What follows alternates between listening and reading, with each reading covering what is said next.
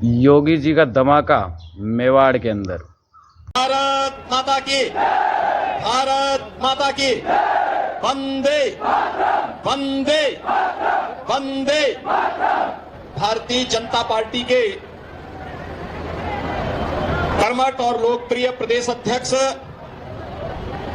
और इस वीर भूमि से भारतीय जनता पार्टी के लोकप्रिय प्रत्याशी श्री सीपी जोशी जी, यहां के लोकप्रिय विधायक और संसद में हम दोनों भी काफी दिन तक सांसद साथ साथ थे, श्री कृपलानी जी,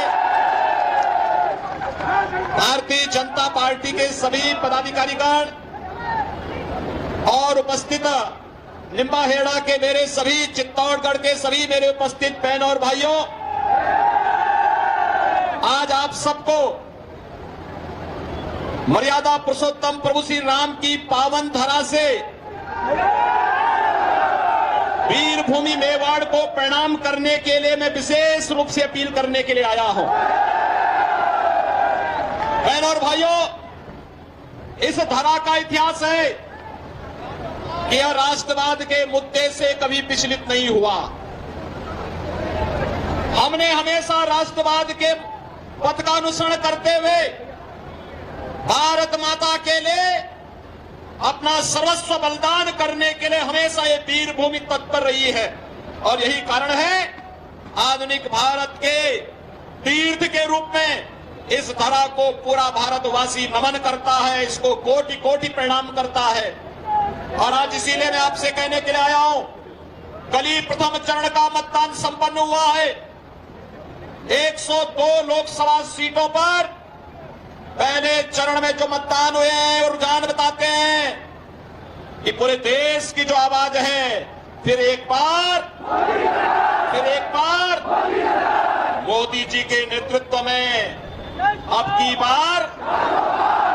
बार 400 पार का लक्ष्य अवश्य सफल होने जा रहा है। कल के चुनाव ने आई इस प्रचंड तूफान में मोदी जी को फिर से देश की सत्ता सौंपने का निर्णय लिया है। कोई संदेह नहीं होना चाहिए, क्योंकि कांग्रेस की सांप्रदायिक सोच के कारण, जातिवादी सोच के कारण यह देश पहले ही भारी नुकसान सह चुका है। कांग्रेस देश की सुरक्षा के साथ खिलवाड़ करने वाली पार्टी है, आपकी आस्था के साथ खिलवाड़ करने वाली पार्टी है। और कांग्रेस तो आज आपने भारत में देख रहे होंगे, आज तो कहीं थोड़ा सा जोर से पटाखा फटता है तो पाकिस्तान सफाई देता है कि मेरा हाथ नहीं है। लेकिन बहनों और भाइयों, कांग्रेस के समय में आतंकवादियों को बिरयानी खिलाई जाती थी और अयोध्या में राम के लिए कहा जाता था कि राम पैदा ही नहीं हुए। हमारी आस्था के साथ खिलवाड़ किया जाता था।